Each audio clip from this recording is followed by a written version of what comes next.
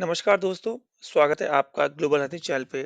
तो दोस्तों, अगर मैं आपसे बोलूँ कि जितने भी वेस्टर्न वर्ल्ड है, उनमें उनके सबसे बड़ा दुश्मन किसको मानते हैं वो? इस समय यूरोपियन यूनियन में 28 देश हैं, वहाँ पे अमेरिका है और कनाडा है और साउथ अमेरिका कंट्रीज़ हैं। अगर आप इन सबको एकजुट मान लो, इंक्लूडिंग नेटो, तो आज की डेट में उनके लिए सबसे बड़ा दुश्मन कौन है? 100% लोग एक ही नाम लेंगे, उसका नाम है रशिया और कुछ लोग बोलेंगे चाइना।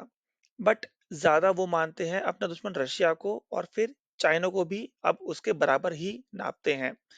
बट आज की डेट में एक बहुत ही अजीब न्यूज़ आई है, जो कि इंडिया के लिए मेरी नज़र में एक खुशखबरी ही है और वेस्टर्न वर्ल्ड के लिए बहुत ही डरा देने वाली खबर है ये। तो खबर ये है कि कनाडा की सरकार ने भारत के लिए एक बहुत ही बड़ा बयान जारी किया है, जिसमें वे कह रहे हैं कि आज की डेट में रशिया से ज़्यादा बड़ा खतरा इंडिया बन चुका है और वह भी ऐसे वक्त में जब रूस और यूक्रेन का हो रहा है, अपने चरम सीमा पर है और रूस खुलेआम तमाम पश्चिमी देशों को धमकी दे रहा है कि हम आप पे मिसाइल दाग देंगे, यहाँ तक कि वह न्यूक्लियर बॉम्ब की भी धमकी दे रहा है।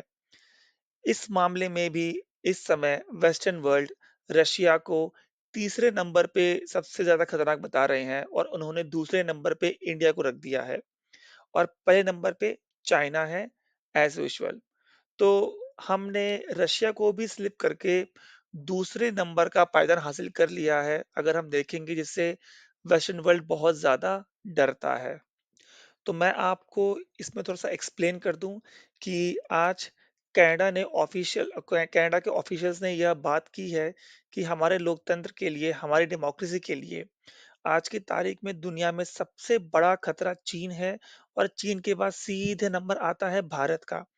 इन्होंने अपने देश के लिए दूसरा सबसे बड़ा खतरा बताया है कि जो बहुत ही आश्चर्यजनक है कि अब से कुछ दिन पहले तक यह नंबर 2 की पोजीशन रशिया को मिलती थी और कई बार तो नंबर 1 पे रशिया भी आता था, क्योंकि रशिया ही बहुत ज़्यादा इंटरफेरेंस करता है कनाडा की पॉलिटिक्स में। और आपने सुना भी होगा कि 2016 के डोनाल्ड ट्रंप के इलेक्शन में, 2020 के अमेरिकी इलेक्शन में रूस पर आरोप लगे थे कि इन्होंने अमेरिकी चुनाव में गड़बड़ करी थी और दखलंदाजी भी करी है। लेकिन उसके बावजूद कनाडा कह रहा है कि भारत दखल-अंदाज़ी ज़्यादा कर रहा है उनकी कंट्री में और भारत उनके लिए बहुत ही बड़ा एक, आप कह सकते हैं, खतरा बन चुका है, जितना कभी रशिया भी नहीं था। इसीलिए हम भारत को नंबर 2 पर रखते हैं, ठीक चीन के बाद। लेकिन मेरे हिसाब से यह भारत के लिए कोई चिंता की बात नहीं होनी चाहिए, बल्कि यह तो हमारे लिए एक बहुत ही बड़ी उपलब्धि है, जिसको मैं अभी बोलूँगा कि ये छोटी उपलब्धि है, इसको आगे जाके हमें एक बड़ी उपलब्धि में बदलना है। क्योंकि इसका मतलब यह हुआ कि इंडिया की औकात आज इतनी हो चुकी है कि हम पश्चिम देश, जो कि दावा करते थे कि इंडिया इनकी एड पर चलता है, ये इंडिया को एड देते हैं, तभी इंडिया की इकोनॉमी चल रही है। यानी भारत इन देशों द्वारा दी गई मदद पर, इन देशों की रहम पर टिका हुआ है। आज वह भारत इतना ताकतवर बन चुका है कि इनके लिए बहुत बड़ा खतरा है। इनके लोकतंत्र को भारत से डर लगता है। इतना ही नहीं, इस बात से यह भी संदेश जा रहा है कि पूरे वर्ल्ड में भारत अब इतना ताकतवर बन चुका है कि वह कारनामे कर रहा है।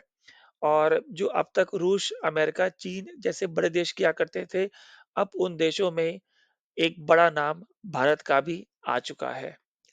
अब आप लोग बोलेंगे कि इसका एक डर भी है कि कहीं इससे जो वेस्टर्न वर्ल्ड है, जो भारत में इतना ज़्यादा इन्वेस्टमेंट कर रहा है, अगर वो भारत को अपना दुश्मन मान ले, तो भारत में जो भी इन्वेस्टमेंट कर रहे हैं, फैक्ट्रियाँ लगा रहे हैं, ये कहीं ये बंद ना कर दें। तो इसके लिए मैं आपको बता दूँ कि खुद कनाडा ने, जो कि ये आरोप लगा रहा है, उसने पिछले साल एक रिकॉर्ड तोड़ इन्वेस्टमेंट किया है इंडिया में। यहाँ तक कि कनाडा की जो पेंशन फंड है, उसमें से खुद $5 बिलियन उन्होंने इंडिया की इकोनॉमी में इन्वेस्ट कर रखा है। आज के डेट में कनाडा की सारी मल्टीनेशनल कंपनीज़ इंडिया में इन्वेस्ट कर रही हैं, यहाँ पे इंडस्ट्रीज़ खोल रही हैं, यहाँ पे आईटी सेक्टर में बूम में हेल्प कर रही हैं। तो देखिए, बहुत ही सिंपल सी बात है कि उनको चाहिए अपना मुनाफ़ा और उनको पता है कि आज की डेट में जहाँ पे कोई भी वेस्टर्न कंट्री है, उनका डबल डिजिट में अगर आप ग्रोथ देखेंगे तो पॉसिबल नहीं है। 1-2% भी आ जाए तो वो बहुत ही अच्छा मान रहे हैं। उस टाइम पे इंडिया 7 से 8% का ग्रोथ दे रहा है। तो ऑब्वियसली उनको सारा पैसा इंडिया में ही इन्वेस्ट करना है क्योंकि उनको मुनाफ़ा कमाना है और मुनाफ़ा उनको इंडिया से ही मिलेगा। तो हमें कोई डरने वाली बात नहीं है, बल्कि ये हमारे लिए उपलब्धि है। आप मुझे अपना व्यू ज़रूर बताइएगा। Thank you. जय हिंद, जय भारत।